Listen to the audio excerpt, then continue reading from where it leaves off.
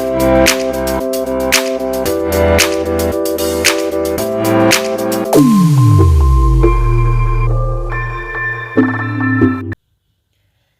friends, welcome back to my YouTube channel. Its name is Pass Coaching Channel. This is our part 3rd of chapter 13 probability. In the previous video, we were discussed about the independent events. If you still did not watch that video, you can easily get the link on above I button. So click on that I button. You get easily watch that video. So let's start. Our first topic is multiplication theorem on probability. What is a multiplication theorem on probability? Let E and F be two events associated with the sample space S. जैसे आपके पास कोई भी sample space है, maybe you throw a die, then we have the sample space 1 2 3 4 5 6. E and F भी two events है. E को let कर लो even numbers, F को let कर लो odd numbers. तो 2 4 6 1 3 5. The set E intersection F. चलो अगर आपने ये नहीं लेने तो आप ले लो, एक तो इवन नंबर ले लो, एक ग्रेटर देन 3 नंबर ले लो. तो एक में 2 4 6 आ जाएगा, इसमें 4 5 6 आ जाएगा. तो जो सेट ई इंटरसेक्शन एफ होता है वो डिनोट क्या करता है? Event that both E and F have occurred. E intersection F मतलब वो ये सेट एक ऐसा इवेंट होता है जिसमें दोनों इवेंट मिलके एक साथ काम करते हैं. मतलब दोनों का क्या होता है, जो कॉमन पोर्शन होता है वो लेना होता है. जैसे अगर मैंने इवन नंबर बोला उसमें 2 4 6 आ गया, एफ मैंने ग्रेटर देन 3 बोला है तो 4 5 6 आ गया. दोनों में कॉमन क्या आ गया? 4 6. तो जो सेट दोनों इवेंट के होने का बताए, उस सेट में क्या होते हैं? कॉमन एलिमेंट्स आते हैं दोनों इवेंट्स के. In other words E intersection F denotes, क्या डिनोट करता है? Simultaneous occurrence of the events E and F. E F दोनों एक साथ क्या इवेंट अकर हो रही है. जैसे एक साथ आपने क्या इवन नंबर निकाल रहे, एक साथ ही आपने ग्रेटर देन 3 नंबर निकाल ले. तो जो दो इवेंट साइमल्टेनियस एक टाइम पे एक साथ होते हैं, उनके होने के जो चांस होते हैं उस सेट को क्या बोलते हैं? E intersection F.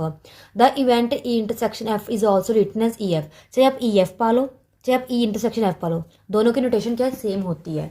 तो यहाँ पे एक रिजल्ट आएगा probability of E intersection F कि अगर आपको दोनों इवेंट के एक टाइम पे अकर करने की प्रोबेबिलिटी फाइंड करें तो क्या होता है? सबसे पहले हम कहेंगे पहले हमारा कोई ई इवेंट होगा, और जैसे मैंने सबसे पहले इवन नंबर निकाल लिए, ठीक है. उसके बाद हम क्या कहेंगे कि हमने कोई सेकंड इवेंट निकालेंगे जब हमारा इवेंट अकर हो जाएगा. इसे कंडीशन प्रोबेबिलिटी बोलते हैं. ये हमने फर्स्ट वीडियो में डिस्कस किया था. जब आपका ई इवेंट हो जाए तो एफ इवेंट के आपने प्रोबेबिलिटी फाइंड करनी हो, तब आप ये कंडीशन प्रोबेबिलिटी यूज़ करते हो. तो कहते हैं ई एफ दोनों एक साथ कब हो गए? सबसे पहले हमने इवेंट क्या किया? अकर किया, मतलब उसको हमने क्या किया? इवेंट करवाया. फिर इवेंट के होने से एफ पर क्या इफेक्ट पड़ता है, एफ की क्या प्रोबेबिलिटी आती है, उसको हम लिखते हैं एफ कंडीशन ई. मतलब ई के होने से ये वाला पार्ट हमें गिवन होता है, ये वाला पार्ट हमने फाइंड करना होता है. और आप ऐसे भी लिख सकते हो कि एफ के होने से ई क्या होगा. तो ये भी आ सकती है वैल्यू, ये भी. इन दोनों में से कोई भी फॉर्मूला पे यूज कर सकते हो, ठीक है. Probability of E intersection F equals to क्या होगा? प्रोबेबिलिटी ऑफ ई के होने से एफ की प्रोबेबिलिटी, एफ के होने से ई की प्रोबेबिलिटी, ठीक है ना. ये था हमारा फर्स्ट. सेकंड, जब आपके पास 3 इवेंट होते हैं तो सबसे पहले हम क्या करेंगे? पहले हम ई इवेंट के अकर होने की प्रोबेबिलिटी फाइंड करेंगे, ठीक है. अब ई हो चुका है, अब एफ को करवा दो. ई के होने से एफ पे क्या इफेक्ट होगा? एफ की प्रोबेबिलिटी क्या होगी?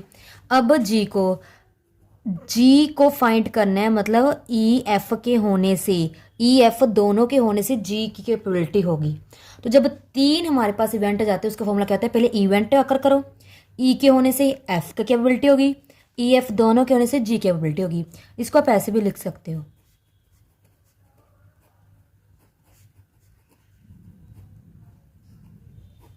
अभी बोला था ना ई इंटरसेक्शन एफ को ई एफ भी लिख सकते हो, तो ये भी लिख सकते हो. तो इसी तरह आपके पास 3 इवेंट 4 इवेंट कुछ भी आ जाए तो इसको क्या कहते हैं? It is known as multiplication law of probability. Probability का मल्टीप्लिकेशन लॉ बोलते हैं इसे. इसे भी, ये क्या है 2 इवेंट के होने का बताता है, ये 3 इवेंट के होने का बताता है मल्टीप्लिकेशन लॉ। तो आपको कभी भी 1 मार्क्स में आ जाए तो इसके लिए मेरे को ये आपको क्या है थोड़ा सा एक्सप्लेन करके बताना पड़ा। अब एक एग्जाम्पल के थ्रू इसको समझते हैं। Let's start with the first question. 3 cards are drawn successfully without replacement. देखो एक होता है विद रिप्लेसमेंट, एक होता है विदाउट। पहले इसको क्लियर कर लेते हैं। With replacement, without replacement. With replacement मतलब जो भी चीज़ आपने बाहर निकाली है, आपने ड्रॉ किया है, ठीक है ना, वो चीज़ आपने दोबारा फिर क्या है उसके अंदर, मतलब आपने फिर उसको वापस वहीं पे रख दिया।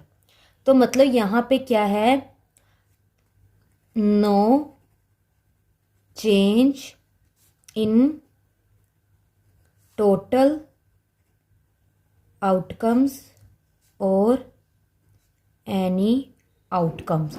मतलब कोई भी किसी भी चीज़ पर इसका कोई इफेक्ट नहीं पड़ता। मतलब अगर आपने कोई 2 कार्ड बाहर निकाला है, 1 कार्ड बाहर निकाला, उसको फिर हम अंदर रख देंगे, उसकी प्रोबेबिलिटी नोट करेंगे, फिर उसको अंदर रख देंगे। विदाउट रिप्लेस मतलब चेंजेस इन आउटकम्स। मतलब जैसे जैसे आप निकालते रहोगे, जैसे पहले आपने 1 निकाल दिया तो टोटल में से 1 माइनस कर दोगे, फिर 2 निकाल दिया टोटल में से 2 माइनस कर दोगे। मतलब विद रिप्लेसमेंट मतलब जो चीज़ आपने बाहर निकाल दी उसकी प्रोबेबिलिटी नोट की, फिर उसको अंदर रख दिया। विदाउट रिप्लेसमेंट मतलब जो चीज़ आपने बाहर निकाल रही, प्रोबेबिलिटी नोट की, वो आपकी बाहर ही रहेगी, उसको अंदर नहीं रखना। तो इस क्वेश्चन में सबसे पहले हमें क्या बोला गया है, 52 हमारे पास कार्ड्स हैं। तो total number of cards is equals to 52। What is the probability that first 2 cards are kings. हमें प्रोबेबिलिटी क्या निकालनी है, देखो 3 कार्ड्स निकाले हैं, उसमें से पहले 2 क्या होंगे, किंग, थर्ड कार्ड क्या होगा, एस। तो let 3 cards be K1, K2 and A. ठीक है, बिकॉज 2 किंग्स एंड 1 एस हो गया, तो 2 किंग्स को हमने K1 K2 नाम दे दिया। तो अब मैंने फाइंड क्या करनी है, इन तीनों की एबिलिटी, मतलब K1 intersection K2 intersection A. ये रहा 3 इवेंट के एक साथ होने की ability, occurrence of 3 event at a same time. तो ये तीनों कार्ड आपने एक साथ ही निकालने हैं, तो उसकी प्रोबेबिलिटी। अब यहाँ पे क्या होगा इसका फॉर्मूला देखो, पहले हम प्रोबेबिलिटी निकालेंगे K1, सबसे पहले हमारा कार्ड 1 बाहर आएगा, इन 2, फिर प्रोबेबिलिटी क्या निकालेंगे, जब हमने K1 निकाल लिया K2 पे क्या इफेक्ट होगा। ठीक है, नेक्स्ट जब आपने K1 K2 निकाल लिया तो एस पे क्या फर्क पड़ेगा। देखो 3 इवेंट जो होते हैं, सबसे पहले इवेंट की प्रोबेबिलिटी, फिर जब पहला हमने निकाल लिया सेकंड की प्रोबेबिलिटी, फिर जब पहले 2 निकल गए थर्ड की प्रोबेबिलिटी। अब इसको हम फर्स्ट मार्क कर लेते हैं, अब एक करके करते हैं। प्रोबेबिलिटी ऑफ K1, अब ध्यान से देखिए टोटल किंग्स कितने होते हैं, यहाँ पे लिख लीजिए, total number of kings is equals to 4। देखो इन 4 किंग में से आपने सिर्फ 1 निकालना है, तो चारों में से कोई भी हो सकता है, तो यहाँ पे सीधा ही आएगा 4/52। मतलब टोटल 52 कार्ड्स में से आपने 1 किंग निकालना है, और ऊपर क्या होता है, फेवरेबल आउटकम्स, किंग्स में 4 में से कोई भी आ सकता है। ठीक है, अब प्रोबेबिलिटी ऑफ K2/K1। अब आपने 1 कार्ड निकाल लिया विदाउट रिप्लेसमेंट, मतलब आपका चेंज हो जाएगा टोटल आउटकम्स के। अब यहाँ पे आप लिखोगे total number of remaining cards.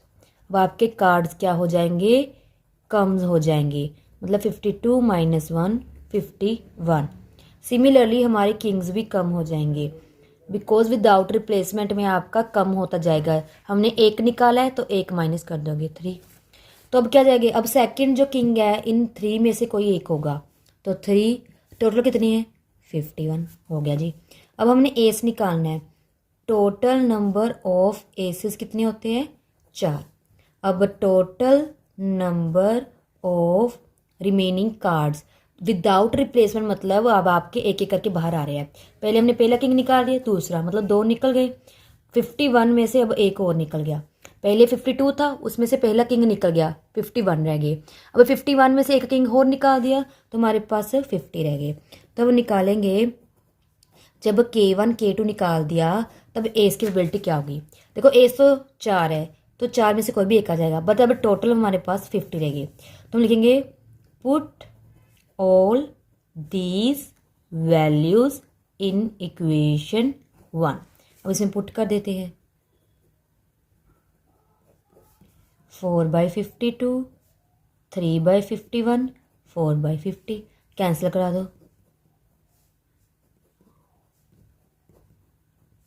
तो इसकी जो वैल्यू है वो कुछ इस तरह से आपके पास आएगी। कैलकुलेशन सॉल्व कर लेना, ये आपका आंसर आ जाएगा। ठीक है।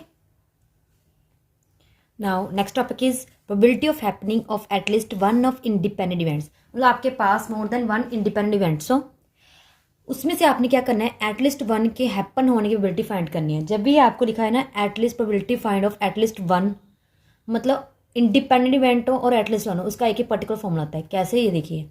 सबसे पहले आपके पास A1, A2, A3, AR, कोई भी R इंडिपेंडेंट इवेंट हो सकते हैं।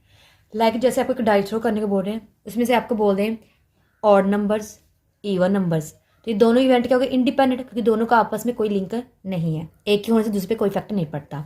तो वो दो या दो से ज़्यादा कितने भी इंडिपेंडेंट इवेंट हो सकते हैं, उनकी प्रोबेबिलिटी भी गिवन होगी। नहीं गिवन तो कोई सिचुएशन गिवन होगी, हम उनकी प्रोबेबिलिटी फाइंड कर लेंगे। तो probability of A1, probability of A2, so on, जितनी प्रोबेबिलिटी गिवन है आप निकाल लो। फिर उनके नॉट इवेंट होने की, मतलब A1 के नॉट होने की, not happen of event A, उसकी प्रोबेबिलिटी की भी निकालते हैं, 1 माइनस करके वो निकाल लो। Then actual formula the probability when at least one event happens क्या होता है, 1 माइनस जितने भी इंडिपेंडेंट इवेंट है ना उनके नॉट की प्रोबेबिलिटी निकाल लो। निकालने के बाद उन सबकी मल्टीप्लाई करो, 1 में से उसको कर दो माइनस। नहीं समझाया तो मैं एग्जाम्पल के थ्रू समझाती हूँ। देखिए question, A and B appearing for an interview, the probability of their selection is 1/2 and 1/3। अब हमें गिवन है कि A के सिलेक्ट होने की प्रोबेबिलिटी 1/2 है, B के सिलेक्ट होने की प्रोबेबिलिटी 1/3 है। अब देखो A B के सिलेक्ट होने की जो भी प्रोबेबिलिटी इंडिपेंडेंट है, क्योंकि A के सिलेक्ट में यहाँ पे आपको कुछ नहीं लिखा कि कितनी पोस्ट है, कहाँ किसकी सिलेक्शन हो रही है, किस बेस पे हो रही है, मतलब दोनों का आपस में कोई लिंक नहीं है, इंडिपेंडेंट इवेंट है। दो पार्ट इनसे गिवन है जो फाइंड करने हैं। फर्स्ट बोला गया बोथ सिलेक्टेड, अगर दोनों ही कैंडिडेट सेलेक्ट होते हैं। Second at least one of them selected. पहले मैं बोथ वाला कर ली हूँ। प्रोबेबिलिटी बोथ सिलेक्टेड, हमें पता है बोथ का मतलब क्या होता है, इंटरसेक्शन, मतलब ए इंटरसेक्शन बी। हमें पता है because A and B are independent events.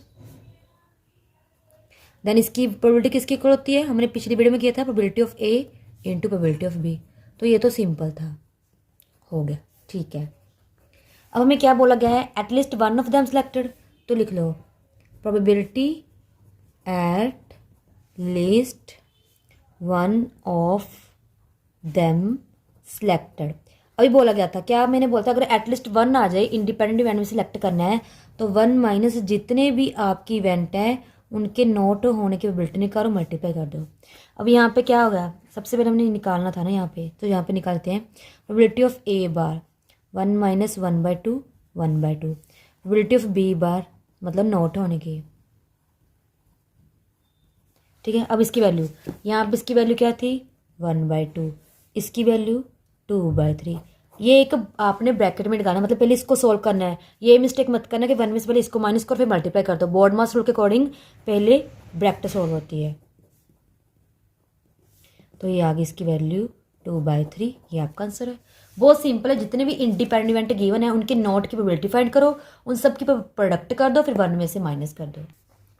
Last question of this video, a problem in mathematics is given to 3 students. हमारे पास एक मैथ की प्रॉब्लम है, मतलब कोई भी क्वेश्चन न्यूमेरिकल प्रॉब्लम सकती है, उसको हमने 3 स्टूडेंट्स को दी और उनके सोल्व होने के चांसेस गिवन है। फर्स्ट स्टूडेंट का 1/2, सेकंड का 1/3, थर्ड का 1/4। तो मैंने क्या किया, लेट कैपिटल ABC लिया, इसको लिख दिया अ problem in maths is solved by first student, second को ले लिया सेकंड स्टूडेंट, सी को ले लिया थर्ड स्टूडेंट। इनकी प्रोबेबिलिटी लिखती A की 1/2, B की 1/3, C की 1/4। क्वेश्चन में पूछा क्या गया है, what is the probability in the following cases. हमारे पास ये 3 केसेस है, इसकी प्रोबेबिलिटी फाइंड करनी है। पहला that the problem is solved, मतलब प्रॉब्लम क्या होगी, सोल्व हो चुकी है।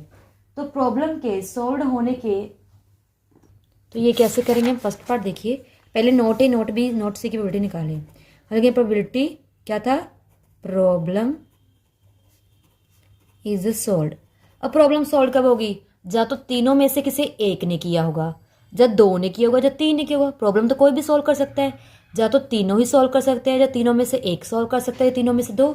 मतलब इसको हम क्या लिख सकते हैं, probability at least one of them is solve, मतलब कम से कम एक ने तो पक्का सॉल्व किया ही होगा, तभी क्वेश्चन सॉल्व होगा ना। प्रोबेबिलिटी प्रॉब्लम सॉल्व का मतलब क्वेश्चन सॉल्व किया है, वो किसी ने भी किया हो सकता है, एक ने भी, दो ने भी, तीन ने भी, मतलब एटलीस्ट कम से कम एक तो पक्का करेगा। तो इसका फॉर्मूला पता है ये क्या होता है, 1 minus probability of A bar, probability of B bar, probability of C bar. अब इसमें वैल्यू पुट करो, 1/2, 2/3, 3/4, ये कैंसिल, तो इसकी वैल्यू 3/4 आ गई।